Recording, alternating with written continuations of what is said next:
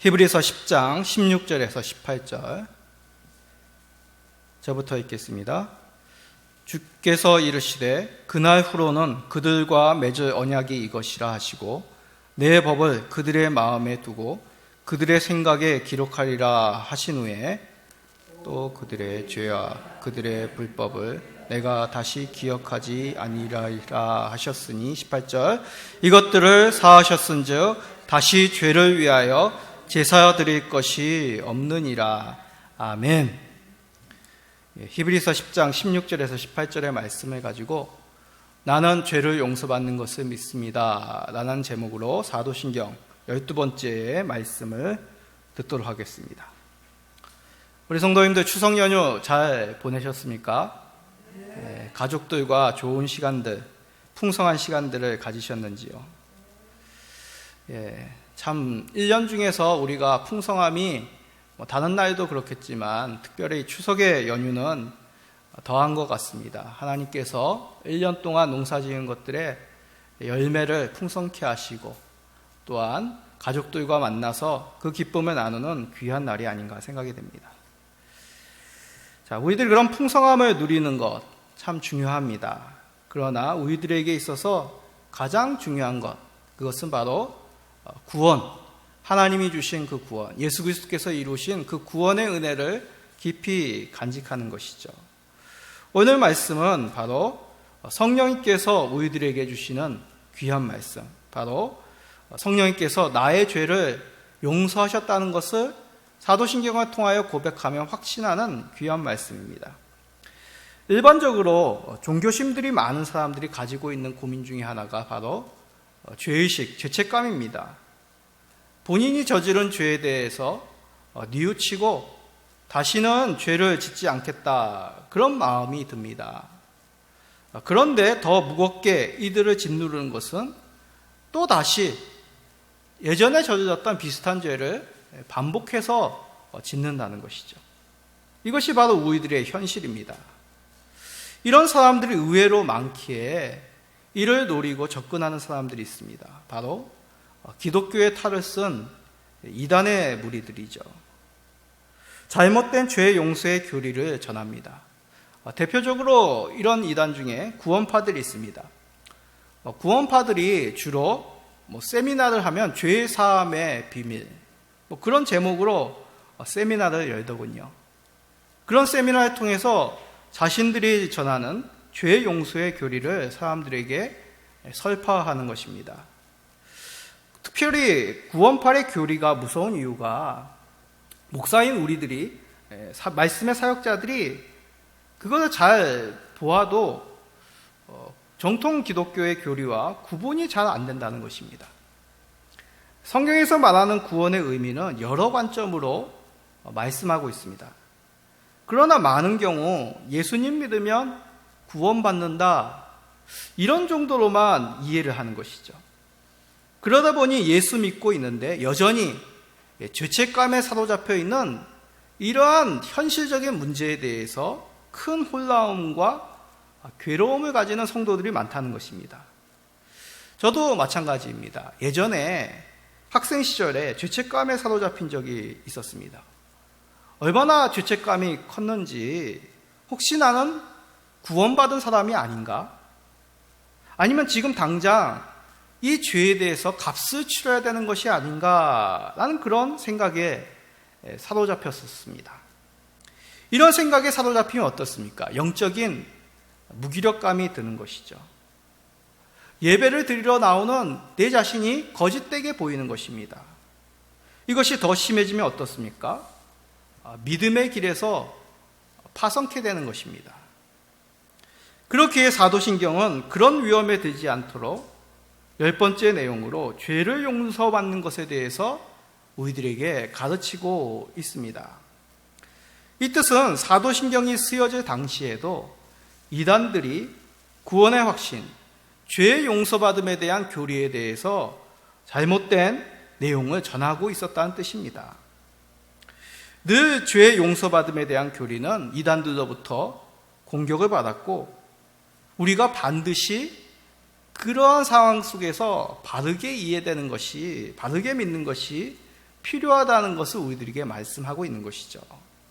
자, 오늘 말씀을 통해서 용서받음의 교리가 무슨 뜻인지 우리가 살펴보기를 바랍니다.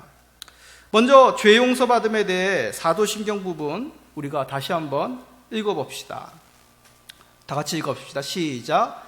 죄를 용서받는 것과, 짤막합니다. 우리가 계속해서 성령님께서 어떠한 사역을 하는지 우리가 사도신경을 통하여 배우고 있습니다. 공교회를 세우시고 보편적인 믿음으로 우리로 하나님 백성 되게 하시고, 또한 서로의 교통, 교회 안에서의 하나됨을 성령님께서 행하십니다. 이제 덧붙여서 성령님께서 우리들 하여금 죄를 용서받는 것을 확신케 하신다는 것입니다. 죄 용서받음에 대한 교리를 이해하려면 우선 죄가 무엇인지 바로 알아야 되겠죠. 세상에서 죄란 무엇입니까? 법을 어겼다는 것입니다. 법을 어김에 대해서 죄, 무슨 죄, 그렇게 얘기하죠. 이런 법적인 의미만이 아니라 윤리적인 의미, 또한 양심적인 의미, 그런 의미로 그릇된 행동들, 사회의 어떤 통념상, 도덕상 그릇된 행동들, 개인의 양심상 이건 아니야 라고 생각하는 일에 행할 때 그 죄로 여기는 사람들도 있습니다. 이렇듯 법적인 의미, 윤리적인 의미, 양심적인 의미, 죄에 대한 기준은 사람마다 각각 다릅니다. 그럼 죄란 도대체 무엇일까요? 우리는 그리스도인들이죠. 세상의 가치관으로 죄를 보기보다 하나님께서 어떻게 죄에 대해서 말씀하는지 우리는 살펴봐야 되겠습니다. 자, 대표적인 말씀이 로마서 3장 23절이죠. 다 같이 읽어봅시다. 시작. 모든 사람이 죄를 범하였음에 하나님의 영광에 이르지 못하더니. 하나님께서는 사람들의 기준이 무엇이냐, 그거와 상관없이 모든 사람이 죄를 범하였다라고 그렇게 말씀합니다. 모든 사람이 죄인이란 것이죠. 어린아이에서부터 나이가 들고 인종이 어떻든 간에 그들이 어떠한 삶을 살았는지 그러한 것이 중요한 것이 아니라 모든 사람은 죄인이라고 말씀하십니다. 우리 예수 믿는 사람들이야 이 말씀에 100% 공감하실 겁니다. 동의하실 것입니다. 그러나 많은 일반인들은 이 내용을 받아들이지 않습니다. 그도 그럴 것이 사회적인 법을 어기지 않고 윤리적으로 바르게 살려고 하는 사람들의 입장에서는 굉장히 불쾌한 억울한 말씀이죠. 손해를 안 보려고 위법을 행하는 그런 세상 속에서 그래도 손해를 감당하면서 법을 지키는 사람들, 그런 사람들의 입장에서 보면 굉장히 이 말씀은 화가 나고 이해가 되지 않는 말씀일 겁니다. 자, 그런데 생각해 보십시오. 앞에서 말한 경우가 바르게 살려고 노력하는 사람, 그 사람이 가지고 있는 그 마음이 어떤 마음일까요? 그래도 나는 누구누구보다, 주변에 있는 사람들보다 좀 나는 더 나은 삶을 살고 있어 라는 생각이 아마 그 사람 마음속에 가득할 겁니다. 우린 누군가보다 더 의로운 삶을 살고 있을 수가 있습니다. 그러나 하나님이 원하시는 의로운 삶을 살 수는 없습니다. 하나님이 원하시는 의의 기준은 어떻습니까? 다른 누군가보다 너는 더 나은 삶을 살아. 그것이 의의 기준이 아니죠. 하나님이 정하신 의는 절대적인 의의 기준, 바로 죄가 없는 것, 그것이 하나님이 정하신 의입니다. 왜냐하면 하나님은 공의의 하나님, 절대적인 의로우신 하나님이시기 때문에 그렇죠. 죄를 미워하시고 심판하시는 그러한 절대적인 공의의 하나님이십니다. 자, 이것을 잘못 오해하면, 야, 하나님은 정말 피도 눈물도 잔인하고 인정도 없으신 분이야, 그런 뜻이 결코 아닙니다. 우리는 일반적으로 생각할 때 세상이 의로워야 된다고 생각하십니까? 아니면 악해야 된다고 생각하십니까? 어느 누구다가 다 세상은 의로워야 된다라고 얘기합니다. 죄를 범한 사람은 법에 따라서 심판받아야 된다. 합당한 벌을 받아야 된다. 그렇게 법이 집행될 때 그 나라를 의로운 나라, 공의의 나라라고 그렇게 말합니다. 반대로 악이 득세하고 법이 제대로 집행되지 않을 때 그런 나라는 불의한 나라가 되겠죠. 그러면 하나님이 다스리는 그 기준은 어떠해야 되겠습니까? 세상을 다스리시는 하나님이 악을 심판하지 않고 그냥 넘어가신다면 하나님의 성품과 맞지가 않는 것입니다. 그렇기에 하나님은 절대적인 공의로 의로우심으로 세상을 다스려 나가시는 것이죠. 이것이 합당한 것입니다. 그러기에 절대적인 의이신 우리 하나님께서 악을 심판하시고 죄를 미워하심이 옳은 일이 되는 것입니다. 문제는 하나님께 있는 것이 아닙니다. 하나님께서 절대적인 의의 기준을 가지고 있고 계시다는 것이 문제가 아니라 우리가 그 기준에 이르지 못하다는 것이 문제인 것이죠. 죄인된 우리들, 그렇다면 어떻게 이 죄책감에서 벗어날 수 있겠습니까? 죄의 짐에서 어떻게 자유롭게 해방될 수 있겠습니까? 우리는 결코 죄를 해결할 수 있는 능력이 없습니다. 어느 종교에서는 죄값을 치르기 위해서 고행을 행합니다. 그런다고 죄가 사라지겠습니까? 제가 예전에 학생 시절 때 보았던 영화가 있습니다. 미션이라는 영화입니다. 혹시 성도님들 보신 분이 계십니까? 이거는 이제 예수의 옛날 이제 중세 시대 때 카톨릭 신부의 이야기죠. 저 남미에서 이 신부는 여러 가지 좋은 일을 합니다. 그런데 이 신부는 그만 동생을 시기하여서 동생의 생명을 빼앗습니다. 나중에 정신을 차리고 보니까 자신이 행한 죄를 알게 되는 것이죠. 그전에는 일반인이었습니다, 이 사람이. 그래서 그 사람이 자신의 죄를 해결하기 위해서 돌을 짊어지고 높은 절벽의 폭포수를 오르락 내리락 합니다. 그러나 결코 그러한 일로 자신의 마음이 평안함을 얻지 못하는 그러한 광경을 본 적이 있습니다. 그렇습니다. 아무리 고행을 한다고 해도 자신이 저지른 그 살인이 사라지겠습니까? 사라지지 않는 것이죠. 선행을 한다고 해서 우리를 누르고 있는 그 죄책감이 사라지겠습니까? 잠시 만족과 평안을 누릴 수 있겠지만 우리의 삶은 시시때때로 변하기 마음입니다. 악한 마음이 들고 악한 말과 행동을 하는 것이 바로 저와 여러분들입니다. 우리의 의는 옷처럼 세탁할 때는 잠시 깨끗해질 수 있습니다. 그러나 언제든지 시간이 지나면 다시 더러워지는 것이죠. 아니, 깨끗해지는 것이 아니라 우리의 눈으로 보는 잠시 깨끗해 보일 수 있지만 그 속은 어떻습니까? 결코 만들어졌을 때의 깨끗함을 회복할 수 없는 것이 옷이란 것입니다. 우리가 마치 그러한 존재이죠. 성경은 우리의 의에 대해서 이렇게 명확하게 말씀하십니다. 이사야 64장 6절입니다. 무릇 우리는 다 부정한 자 같아서 우리의 의는 다 더러운 옷 같으며 우리는 다 잎사귀 같이 시들므로 우리의 죄악이 바람같이 우리를 몰아가나이다. 아멘. 우리의 의는 무엇이라고요? 더러운 옷 같습니다. 잠시 깨끗해 보일 수 있지만 그 속은 만들어졌을 때 그 깨끗함을 회복할 수 없는 것이죠. 그래서 잎사귀와 같이 시들어 사라진 것 같다고 말씀합니다. 우리 자신들에게는 결코 소망함이 없는 것이죠.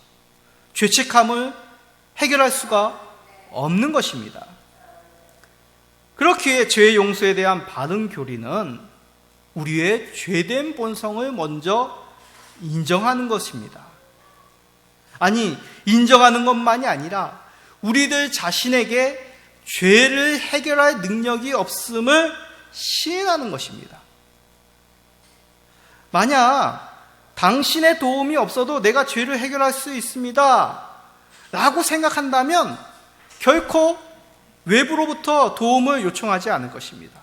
내가 해결할 수 있는데 내 힘으로 죄의 문제를 해결하겠죠. 다른 길이 있다고 생각하기 때문에 결코 구원의 손길을 요청하지 않을 것입니다.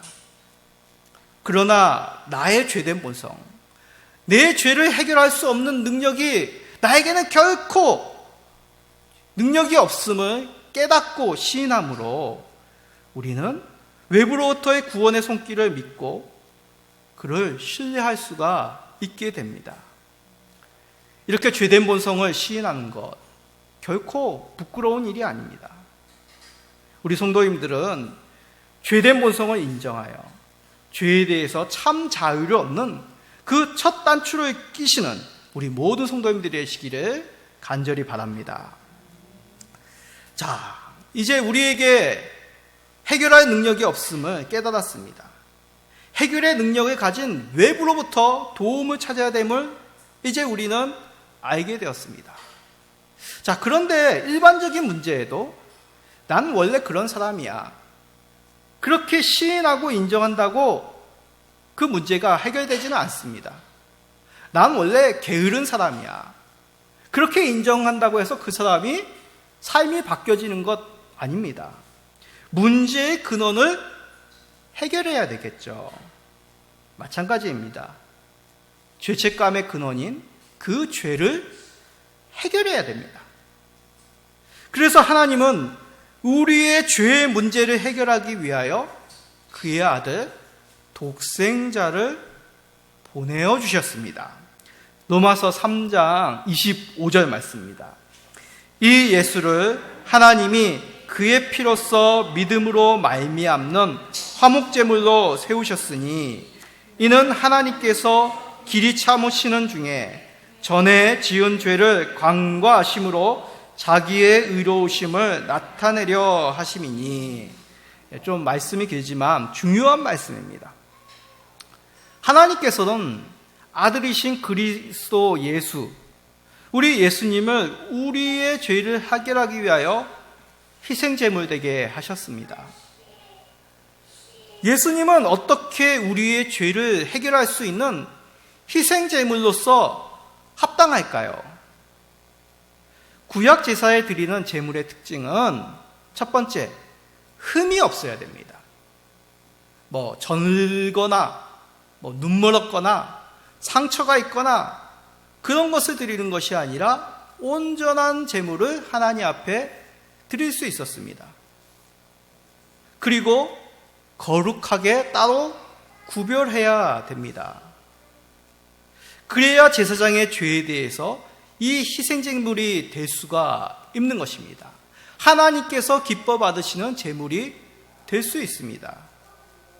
이거는 구약의 제사가 우리들에게 말씀하는 바가 있다는 것입니다. 바로 죄가 없어야 되며 거룩해야 된다는 것이죠. 예수님은 이런 희생제물로서 합당하신 분입니다. 우리의 죄를 대신 짊어지시기에 합당하신, 죄가 없으신 참 인간이시죠. 우리와 같이 죄를 짊어지고 자신의 죄도 해결하지 못하는 그런 분이 아니라 죄가 없으신 참 인간이십니다. 또한 예수님은 우리에게 필요한 의와 생명의 주이시죠. 의와 생명을 가지신 참 하나님으로서 그를 믿는 자들에게 아낌없이 생명을, 의로우심을 허락하실 우리 하나님이 되십니다. 그러기에 예수님의 희생의 피는 죄를 해결하고 우리에게 의와 생명을 주시기에 합당하게 됩니다. 이런 예수님이 희생제물 되심으로 우리는 하나님과 화목하게 됩니다. 구약에서는 짐승을 가지고 하나님 앞에 드림으로 화목제물로 하나님 앞에 화목함을 누리게 되었습니다. 근데 짐승의 제물은 어떻습니까? 불완전하죠. 그래서 반복해서 하나님 앞에 화목제물을 드려야 됐습니다. 그것은 불완전한 화목제물이었습니다. 그러나 우리 예수님은 그런 불완전한 화목제물이 아니라 완전한 화목제물로서 자신의 죽으심으로, 자신의 피 흘심으로 말미암아 우리가 하나님과 화목하게 만드신 것입니다. 우리는 죄로 심판을 받아야 되고 하나님과 원수된 자였습니다. 그러나 예수님이 피를 흘려주심으로 그 죄값을, 우리의 죄값을 대신 치르셨기에 우리는 이제 하나님과 화목해 되는 길을, 그 은혜를 얻게 되었습니다. 그럼 생각합시다. 아니, 하나님은 어떠한 마음이시기에 유일하신, 단 하나뿐이 없으신 이 세상에 통틀어 유일한 우리 아들 예수 그리스도를 화목제물로 주셨을까요? 말씀은 하나님께서는 길이 참으시는 중에 우리가 지은 죄를 관가하시기로 결정하셨다고 합니다. 하나님이 길이 참으심의 결과가 강과입니다. 조금 어려운 말이죠. 강과.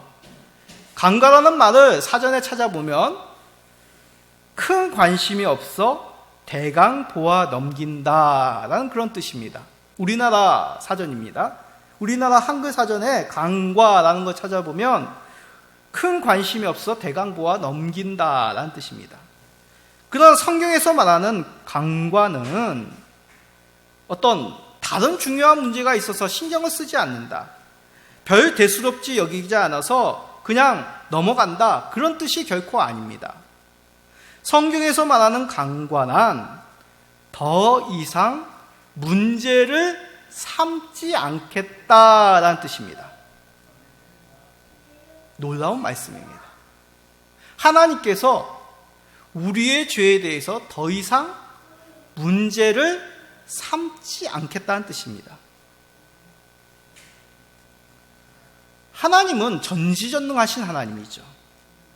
무슨 한계가 있어서 살필 수 없어서 대충 얼버무리고 넘어가시는 그런 분이 아니십니다.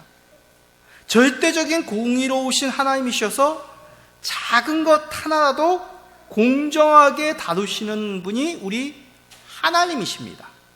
그런 하나님께서 뜻을 품고 계시는데 그 뜻이 뭐냐면 우리의 죄를 더 이상 문제 삼지 않겠다고 선언하신 것입니다. 자, 이게 무슨 뜻일까요? 이 의미를 좀 더 쉽게 알려면 우리 대법원을 한번 생각해 보십시오. 우리나라는 3심제 아닙니까? 3번 이제 제가 법적인 용어를 잘 모르는데 항소하고 상고를 할 수 있습니다. 지방법원에서 고등법원으로, 고등법원에서 대법원으로, 고등법원에서 대법원으로 하는 것을 이제 상고라고 합니다. 상고하여 무죄 판결이 나면, 대법원에서도 무죄 판결이 나면 더 이상 그 죄에 대해서 옳고 그름을 따질 수가 없습니다. 무죄가 된 것이죠. 마찬가지입니다. 하나님께서 우리의 죄를 강가하셨다는 의미는 이제 내가 그 죄를 용서하여 줬으니 더 이상 그것을 문제 삼지 않겠다고 선언하신 것이 강과라는 뜻입니다. 이걸 잘 이해하십시오. 우리의 죄가 없다는 뜻이 아닙니다. 죄가 너희들이 스스로 해결했다, 그런 뜻이 아닙니다. 너희들이 그 죄값을, 그 형벌, 그 죄에 맞는 형벌을 너희들이 스스로 감당했다, 그런 뜻이 아닙니다. 하나님이 길이 참으셔서 자신의 의로움으로 독생자 예수 그리스도의 희생의 제물을 우리의 죄를 위해 드리기로 작정하셨다는 뜻입니다. 이러한 뜻은 새 언약, 하나님이 우리들에게 주신 그 새 언약 속에서 확증하시고 이루신 놀라운 은혜입니다. 새 언약이 무엇입니까? 히브리서 10장 16절에서 18절 우리가 읽었던 말씀입니다. 우리 다 같이 다시 한번 읽어봅시다. 시작. 주께서 이르시되 그날 후로는 그들과 맺을 언약이 이것이라 하시고 내 법을 그들의 마음에 두고 그들의 생각에 기록하리라 하신 후에 또 그들의 죄와 그들의 불법을 내가 다시 기억하지 아니하리라 하셨으니 이것들을 사하셨은즉 다시 죄를 위하여 제사 드릴 것이 없느니라. 아멘. 자, 이 말씀은 이제 성경에 보시면 디귿해가지고 이제 각주가 있죠. 바로 예레미야 31장 33절 34절 말씀을 인용한 것입니다. 이 뜻이 무엇입니까? 이스라엘은 하나님과 맺은 언약이 있습니다. 야곱을 통하여서 하나님께서 언약을 맺으시고 내가 너를 나의 백성으로 삼겠다. 그렇게 약속을 맺으셨습니다. 그런데 이스라엘은 어떻습니까? 그런 하나님의 약속, 율법에서 떠나 우상을 섬깁니다. 더 나아가 자신들을 지키고 자신들을 보호할 분은 하나님이 아니라 이방의 나라, 이방의 군사력, 이방의 경제력, 이방의 왕이 자신들을 지킬 수 있다라며 이방의 것을 흠모하였습니다. 하나님의 언약을 저버린 이스라엘을 징계하시고 하나님은 이들로 하여금 포로가 되게 하십니다. 그런데 하나님이 내버려 두십니까? 그렇지 않으시죠. 하나님은 길이 참으심으로 자신의 아들을 보내어 주셔서 새 언약을 맺으십니다. 구약의 제사가 아니라 하나님의 아들 예수 그리스도께서 친히 화목제물이 되셔서 하나님과 화목해 되는 그 길을 완성하신 것이 새 언약이죠. 예수 그리스도께서 친히 제물이 되심으로 다시는 죄를 묻지 않겠다고 약속하신 것, 그 약속을 이루신 분이 우리 독생하신 예수 그리스도시다라는 것입니다. 그러기에 우리가 기억해야 될 사실은 나의 의로움, 내가 지금 어떠한 선행을 행하냐, 어떠한 공로를 가지고 있느냐가 결코 아닙니다. 하나님의 새 언약, 예수 그리스도의 대속의 은혜, 우리의 죄를 간과하시는 하나님의 인자하심을 우리가 믿고 따르는 것이죠. 이것이 하나님께서 예수 그리스도로 이루신 완전한 의이십니다. 우리들이 노력해서 의롭게 되어라, 너희들이 이렇게 해서 스스로 죄 문제를 해결하고 의롭게 돼, 그것이 아닙니다. 의로운 내가 악한 너희들을 의롭게 만드심이 하나님이 이루신 의라는 것이죠. 하나님께서 의로우시기 때문에 악한 우리들을 의롭다 칭하신 은혜입니다. 우리는 예수님에게 죄를 넘김으로 하나님으로부터 의롭다 칭하는 그 은혜를 얻었다는 것입니다. 우리 사랑하는 엘림 시민교회 성도님들, 하나님이 이루신 의, 예수 그리스도만을 바라보시기 바랍니다. 우리의 죄를 더 묻지 않으시고 의롭다 칭하신 하나님의 은혜로 죄에서 자유함을 누리시기를 간절히 축원드립니다. 자, 그런데 여기서 우리가 반드시 잊지 말아야 될 것입니다. 하나님께서 의를 이루셨기에 그럼 우리는 아무런 반응도 하지 않아도 가만히 있어도 된다, 그런 생각을 우리가 결코 품어서는 안 된다는 것이죠.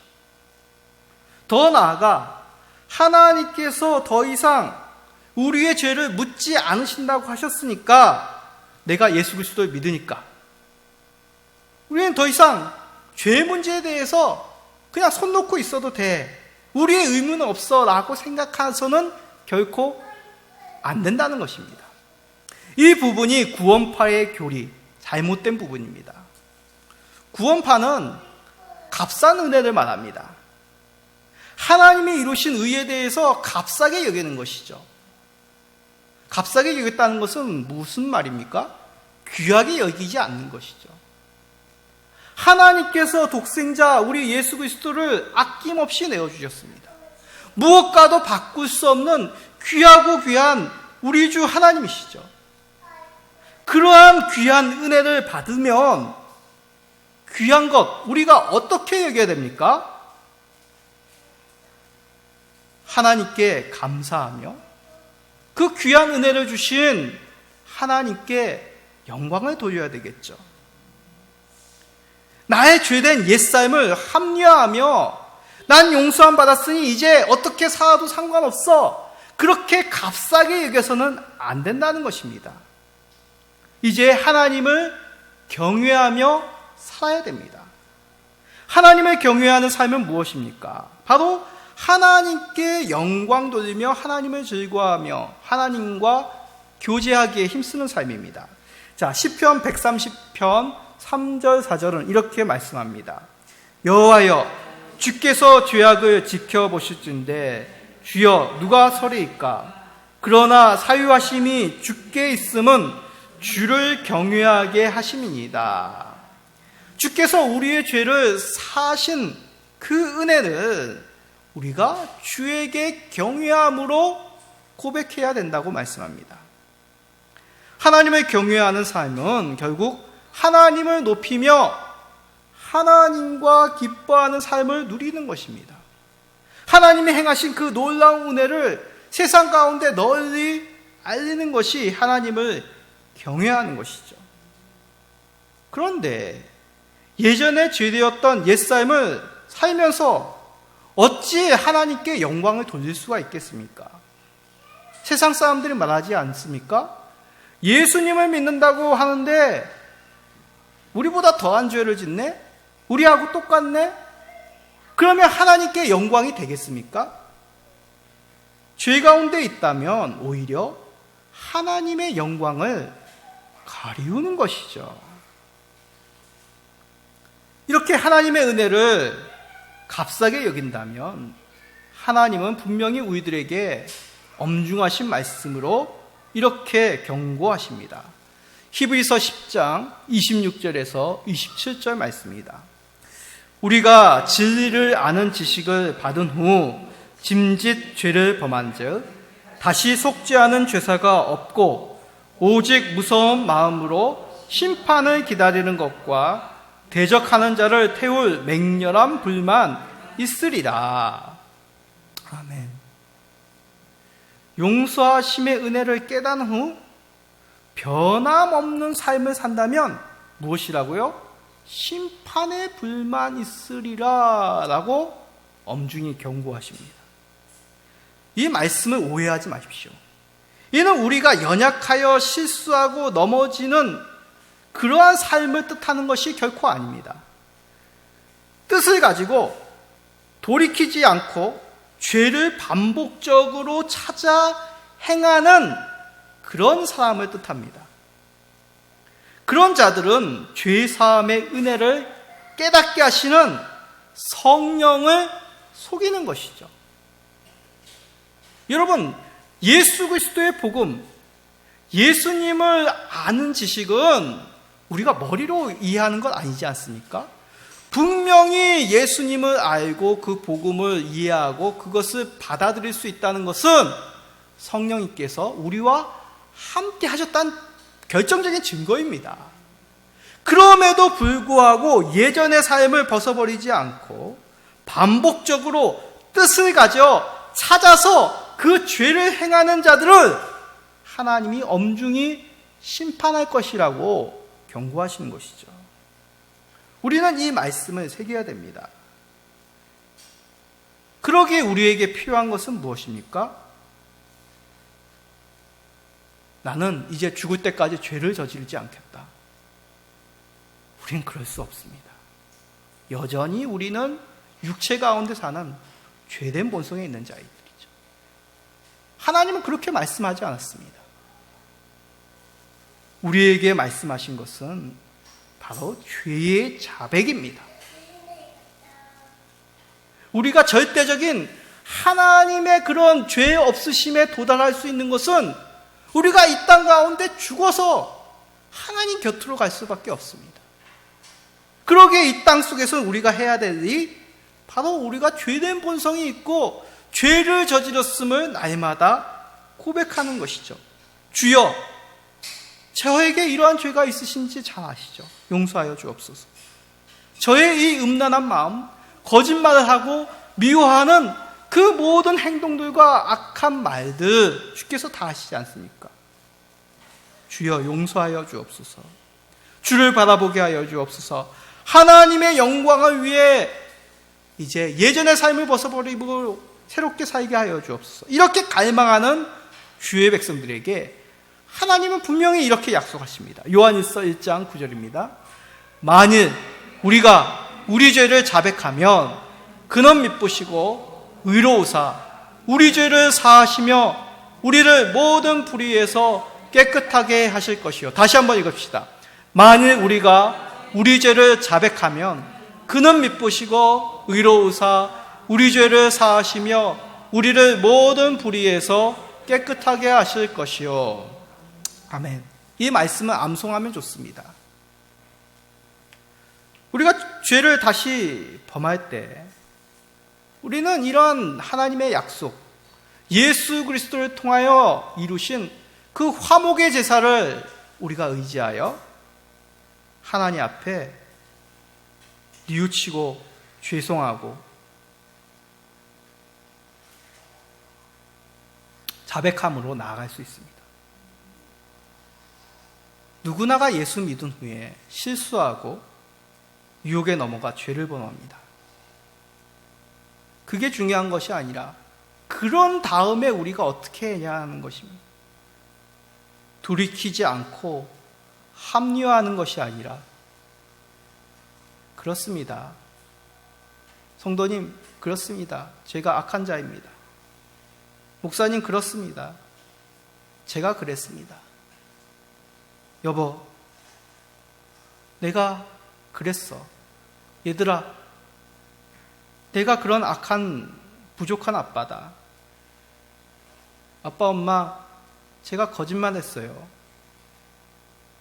죄를 자백하며 죄를 사하여 주시는 예수님의 피를 믿고 자백하며 고백하며 나아가는 것입니다. 예수님이 나의 죄를 위해 죽으셨으니 나의 옛된 삶 이제 예수 그리스도와 함께 죽게 하여 주옵소서. 날마다 주를 의지하여 간구하는 것이죠. 죄 용서하심의 은혜를 믿고 하나님께 영광 돌리며 우리의 연약함을 날마다 고백하시는 우리 모든 성도님 되시기를 간절히 축원드립니다. 우리가 사도신경 중에 죄사함에 대한 고백에 대한 말씀을 들었습니다. 자, 바로 말씀을 통해 아는 것 중요합니다. 그러나 동반되게 함께 있어야 될 것, 내가 믿는 것입니다. 믿지 않으면 자유가 없습니다.